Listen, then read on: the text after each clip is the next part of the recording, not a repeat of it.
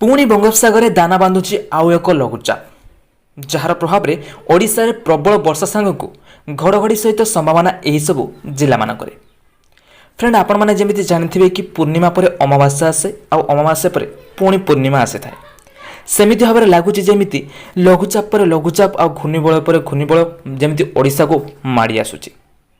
तो फ्रेंड्स आसंता देखिबा एही लघुचापर प्रभाव ओडिशा पर केते मात्रा रहिबो एवं एहार प्रभाव में ओडिशा रे केउ जिला मानकरे वर्षा सहित घड़घड़ाइबार संभावना रही। तेबे आपण माने भिडियोटी को शेष पर्यंत निहाती भाव देखंतु एवं आपनको भिडियोटी भल लगे गोटे लाइक करी आपन सांगसाथ द्वारा भिडियोटी को प्रबल मात्रा रे शेयर करनियंतु।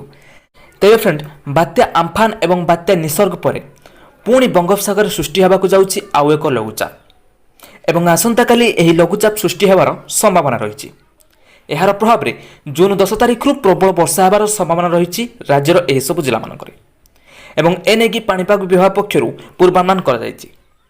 एवं अन्य पक्षरे दक्षिण पश्चिम मौसुमी वायु पूर्व दक्षिण पश्चिम एवं केंद्रीय बंगोपसागर प्रवेश करी धीरे धीरे आगको अग्रसर होउछि एवं एही प्रक्रिया जदि जारी रहे तेबे 2 रु 4 दिन मध्यरे मौसुमी वायु ओडिशा पहुंची पारे बोली कहा जाउछि।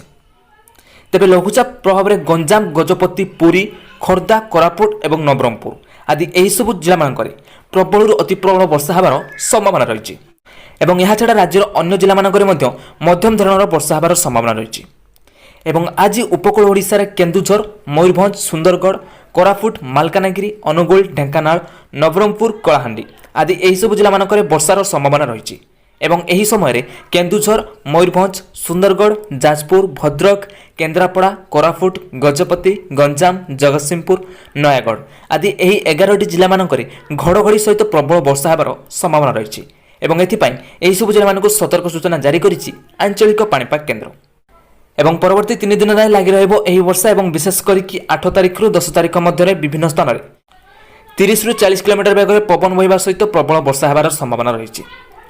तो फ्रेंड्स यह पाणीपाग खबर। तेज आप अंचल बर्तमान पाणीपाग अवस्था केमी रही कमेंट माध्यम आमको निश्चित भाव जानतु एवं आगको एमती पाणीपाग संबंधी अपडेट पाइबा चैनल को सब्सक्राइब कर पाखे घंटी चिन्हटी को दबाई दिंतु। रही जय जगन्नाथ।